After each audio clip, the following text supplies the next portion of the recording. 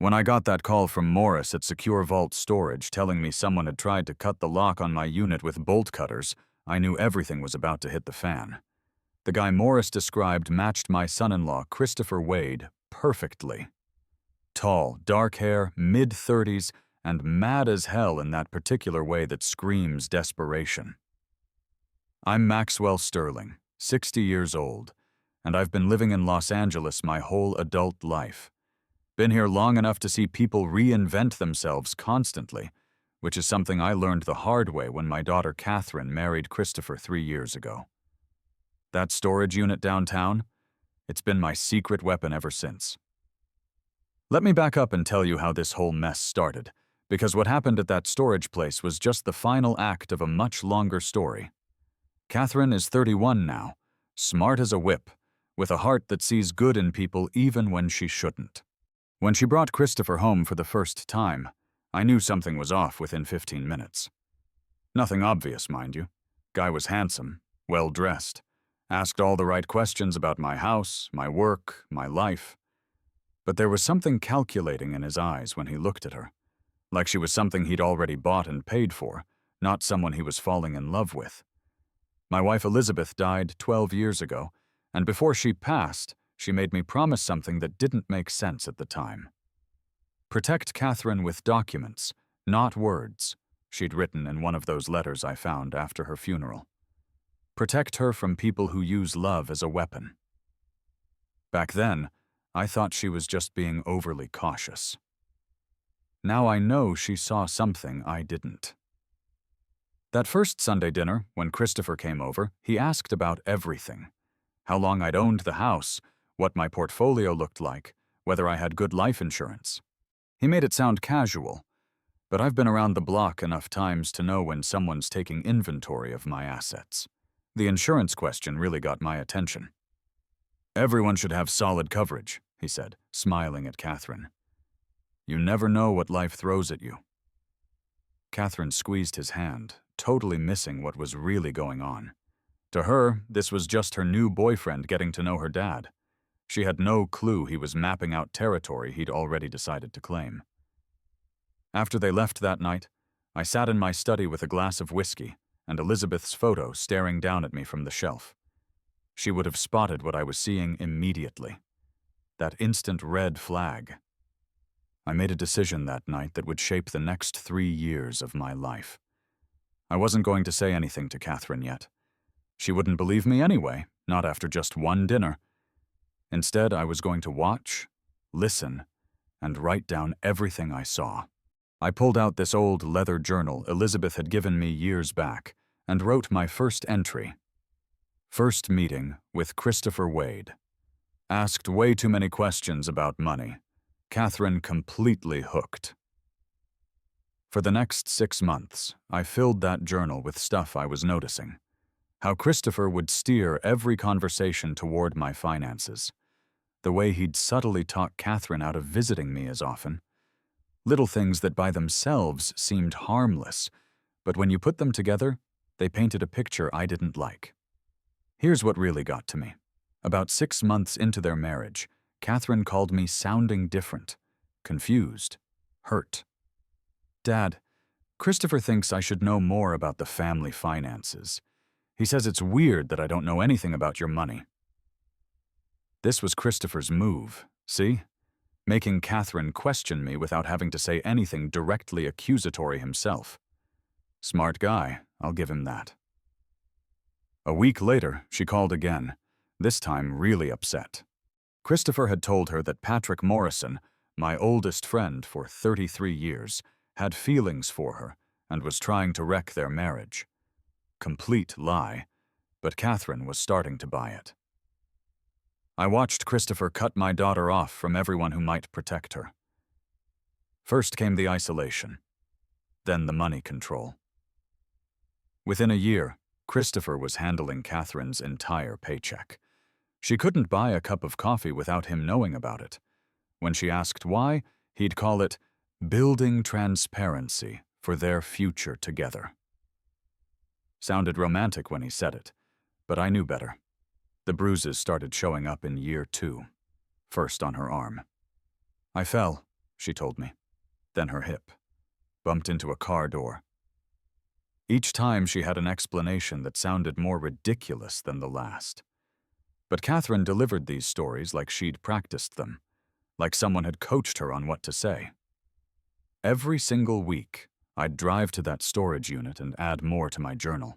By year 3, I had nearly 800 pages documenting Christopher's systematic destruction of my daughter's life. Dates, times, direct quotes. A complete timeline showing how he'd gone from psychological games to actual physical violence. But that storage unit held more than just my documentation. It contained everything Elizabeth and I had built to protect Catherine.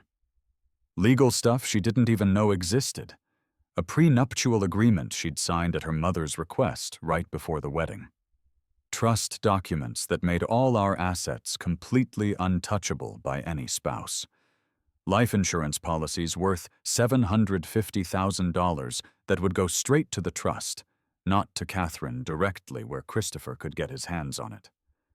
A will that protected every single dollar from guys exactly like him. The thing is, Christopher was getting desperate.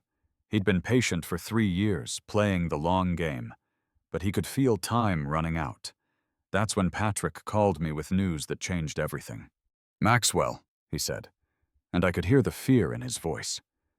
"I heard Christopher talking to someone about you, about your insurance money, about how much better their life would be if you just weren't around anymore."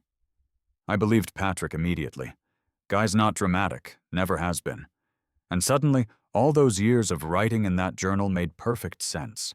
I'd been preparing for this exact moment without even realizing it. That phone call from Patrick changed everything. I hung up and sat in my living room for a long time, thinking about Elizabeth and those letters she'd left me. One thing she wrote kept coming back. When someone shows you who they are, believe them the first time. Christopher had just shown me exactly who he was. I called Detective Daniel Brooks the next morning. Brooks is one of those cops who's seen enough domestic situations to know when something's about to go sideways. I laid out everything for him. The journal, the escalating abuse, Patrick's conversation, the whole timeline. "Mr. Sterling," Brooks said after reviewing my documentation for 4 hours, "your son-in-law fits the profile of someone planning something really bad." That's when we set up surveillance on Christopher. What we found over the next few weeks scared the hell out of me. Let me tell you about some of the stuff I'd been writing down. In February, Catherine mentioned that Christopher had accidentally pushed her into a wall during an argument. She called it an intense moment and said she probably deserved it for talking back. That's abuse victim talk right there. When someone starts blaming themselves for getting hurt, you know the psychological damage is already done. In March, I watched Christopher check Catherine's phone while she was in the bathroom during one of our rare family dinners. Did it like it was nothing, like he had every right. When she came back, she actually thanked him for caring so much about her safety. He'd convinced her that his jealousy and control were actually protection. Here's what really made my skin crawl. Christopher had systematically destroyed Catherine's relationship with every friend she'd ever had. He told her that her college friends were jealous of her marriage. He convinced her that her work colleagues were trying to manipulate her. He made her believe that everyone wanted to see them fail, and Catherine bought every word of it. By year 3, my daughter had virtually no friends left, no support system, no one to turn to except the man who was destroying her. That's when I realized this wasn't just some guy with anger issues. This was calculated. This was a predator following a specific playbook. The financial control got worse, too. Christopher wasn't just handling Catherine's paychecks anymore. He was monitoring every penny she spent. She had to ask permission to buy lunch. When she questioned it, he'd say they were building their future together and that transparency was important in a marriage. Made it sound romantic while he was basically making her his financial prisoner. Then came that call from Morris about the storage unit break-in attempt.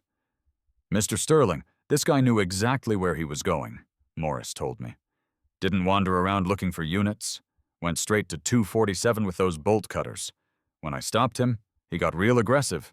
Said the unit belonged to his wife, and he had every right to access it. Christopher had somehow figured out that I was hiding something important in that storage unit. He didn't know what, but he knew it was connected to Catherine's inheritance, to money, to something that could threaten his plans. I drove out to the storage unit that same day, just to make sure everything was secure. Opening that metal door felt different this time. For 3 years, this place had been my secret fortress. Now Christopher knew about it, which meant my time was running out. Inside, everything looked the same. Elizabeth's belongings in their carefully labeled boxes, her clothes that still smelled like her perfume, photo albums from our early years together, all the memories of a life we'd built before Christopher Wade ever existed. But deeper in, past all the sentimental stuff, was the metal cabinet with the real ammunition. The prenuptial agreement Catherine had signed at Elizabeth's insistence. Trust documents that protected our house, our investments, everything we'd worked for. Insurance policies that would go straight to the trust, not to Catherine individually where Christopher could get his hands on them. And my journal. 800 pages of Christopher's systematic abuse, documented with dates, times, specific incidents. 3 years of watching my daughter get smaller and more afraid while this guy methodically destroyed her sense of self. That night, Patrick called me again, Trick. This time he was really shaken up. Maxwell, I followed Christopher today. Guy went to a hardware store and bought rope, plastic sheeting, chemicals. Things you don't buy together unless you're planning something terrible. Patrick had recorded the whole thing on his smartwatch without Christopher noticing. The footage was clear enough to see Christopher moving through those aisles with purpose, no hesitation, like he was shopping from a specific list. Why would he risk being seen? I asked Patrick. Because he's desperate, Patrick said. He knows about the storage unit. He knows you have evidence, and he knows that once Catherine sees it, she'll leave him and take everything with her. That's when I understood what Christopher's real plan had been all along. It was never just about the house or controlling Catherine. It was about the $750,000 life insurance policy. Once I was gone, the money would go to the trust, and Catherine would be grieving, confused, vulnerable. Perfect conditions for Christopher to guide her decisions, convince her to liquidate everything for their future together. It would have worked, too, if Patrick hadn't been paying attention. If I hadn't been documenting everything. If we hadn't been ready. But we were ready. And Christopher Wade was about to find out exactly what happens when you threaten a father's daughter. The next morning, I made the hardest phone call of my life. I called Catherine. "Sweetheart, I need you to come home today," I said. "There are some things you need to see." "Dad, what's wrong?" Her voice sounded small, scared. "You're freaking me out. Catherine, Christopher has been lying to you about a lot of things, and I've got proof." There was silence on the other end. Then I heard Christopher's voice in the background, getting louder. He was telling her not to listen to me, that this was exactly what he'd warned her I'd try to do. "Sophia, listen to me carefully," I said, using her childhood nickname. "I know what Christopher's told you about me. I know he's made you think I'm trying to control you, but I'm asking you as your father to trust me on this one thing. Come home, just for a few hours." Another long pause. Then, "Okay, Dad, I'll be there this afternoon." When Catherine walked through my door that evening, I almost didn't recognize her. She was thinner than I'd ever seen her. The light in her eyes had dimmed to almost nothing. She moved carefully, like someone who was used to being hurt.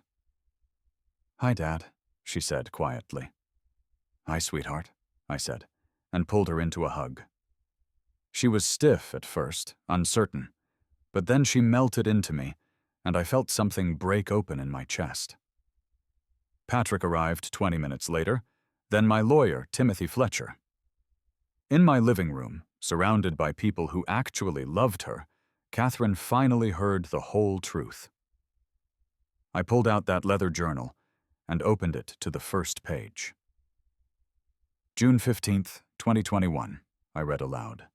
Watched Christopher check Catherine's phone while she was in the bathroom. She didn't even realize what happened.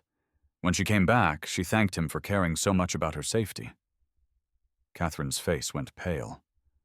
I kept reading. September 3rd, 2021. Christopher told Catherine that Patrick has always had feelings for her, that he's trying to break up their marriage. Complete lie. Watched my daughter believe every word. I turned more pages. Each entry was another piece of evidence. Another documented moment of manipulation, control, escalation. February 12th, 2023. Catherine mentioned that Christopher pushed her into a wall during an argument. She called it an intense moment, said she probably deserved it for talking back. As I read, Catherine's hands started shaking. She was remembering things she'd tried to forget, the bruises she'd explained away, the isolation she'd accepted, the blame she'd put on herself. "Dad," she whispered, tears streaming down her face. "You've been writing all this down? For 3 years?" "Every single week," I said. "Every conversation you told me about. Every bruise I saw. Every lie he made you believe." Then I showed her the rest of it. I took her to the storage unit and opened it for her. When she saw her mother's belongings, she broke down completely. Elizabeth's clothes, her books, photo albums from before Catherine was born. All the memories of a woman who'd somehow known this day would come. "Mom knew this might happen," Catherine said, holding one of Elizabeth's sweaters against her chest. "Your mother was a smart woman," I said. "She made sure you'd be protected." I opened the metal cabinet and showed Catherine everything. The prenuptial agreement she'd signed at Elizabeth's insistence, trust documents that made all our assets untouchable by Christopher, insurance policies worth $750,000 that would go directly to the trust if anything happened to me, not to Catherine individually where Christopher could access them. "This is why he wants you dead," Catherine said, understanding flooding her face. "The insurance money." "That's exactly right," I said. "And this is why he tried to break in here. He knew something was protecting you, but he didn't know what." We spent 3 hours in that storage unit, going through everything. By the time we were done, Catherine understood the full scope of what Christopher had done to her. More importantly, she understood that it wasn't her fault. When we got back to my house that evening, Christopher was waiting in the driveway. He was angry in a way I'd never seen before. The mask had completely fallen off. This wasn't the charming guy who'd asked polite questions about my house. This was someone backed into a corner with nothing left to lose. "Where the hell have you been?" he yelled at Catherine as she got out of my car. "We went to see Mom's things," Catherine said quietly. Christopher's face twisted with rage. "Your father's been filling your head with lies. He's trying to turn you against me." "Actually," I said, stepping between them, "I've been showing her the truth." Christopher looked at me with pure hatred. "You don't understand what you're doing, old man. Catherine belongs with me. That money, that house, all of it should be ours." "The only thing that belongs to you," I said, "is about 15 years in state prison." That's when he lunged at me. His hands went for my throat, and for a few seconds I felt the full weight of his desperation.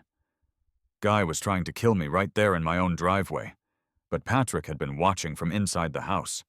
He came through the front door and grabbed Christopher, throwing him off me with a force I didn't know he had. Then Detective Brooks and 2 uniformed officers came around the corner. They'd been waiting just out of sight, ready for exactly this moment. "Christopher Wade, you're under arrest," Brooks said, pulling out the handcuffs. Christopher fought them, of course. Started screaming about how this was all a setup, how I was the real criminal, how everyone was against him. But it was over. They found everything when they searched him. Photos of my house, my daily routes, my schedule. Text messages discussing eliminating the problem. Bank statements showing his accounts were nearly empty. All the evidence we'd needed to prove he'd been planning to kill me for the insurance money. As they put him in the police car, I looked up and saw Catherine watching from the front porch. She was finally seeing Christopher for what he really was. And I knew, at that moment, that my daughter was going to be okay. Christopher was sentenced to 15 years in prison on charges of attempted murder, domestic violence, financial abuse, and insurance fraud. The evidence was overwhelming. The video Patrick had recorded, my 800-page journal, Detective Brooks' testimony, the financial records showing Christopher's desperation. The jury deliberated for less than 2 hours. But the real victory wasn't watching Christopher get led away in handcuffs. It was what happened after. The weeks following his arrest were the hardest of Catherine's life. Not because she regretted leaving Christopher, but because she had to face what she'd missed, what she'd accepted, what she'd let someone do to her. She moved back into my house and started seeing a therapist named Dr. Sarah Martinez, who specialized in helping abuse survivors. "Dad, I keep reading through your journal," Catherine said one evening, about a month after Christopher's conviction. "All 800 pages of it, and I realized something." "What's that, sweetheart?" "I realized how much you loved me. I knew you loved me, but I didn't understand the way you loved me. Every time you stayed quiet, you were being patient. Every time you wrote something down, you were gathering proof to save me. Every time you waited instead of confronting me, you were giving me a chance to see the truth on my own." She paused, tears running down her face. "I'm sorry it took me so long to understand." "There's nothing to be sorry for," I said, pulling her into a hug. "Christopher was a professional at what he did. That's not your fault." The therapy helped. Dr. Martinez taught Catherine to recognize manipulation tactics. She learned the difference between protection and control. Most importantly, she learned that love doesn't require you to lose yourself. Patrick was incredible during this time. He'd come over on Sunday afternoons and sit in the living room, talking with Catherine about normal stuff. Movies, work, the weather. Never pushed. Never demanded anything. Just stayed present. Steady. Reliable. Everything Christopher had pretended to be, but never was. I watched Catherine slowly come back to life. Her laugh returned first, then her opinions. She started disagreeing with people again, something she hadn't done in years. She'd argue with Patrick about baseball teams, and not apologize for it afterward. Small things, but they meant everything. One afternoon, about 6 months after Christopher's conviction, Catherine pulled me aside with that look on her face. The one that says something important is coming. "Dad, I need to ask you something, and I want you to be honest." "Always," I said. She blushed a little. "What would you think if I asked Patrick out on a real date?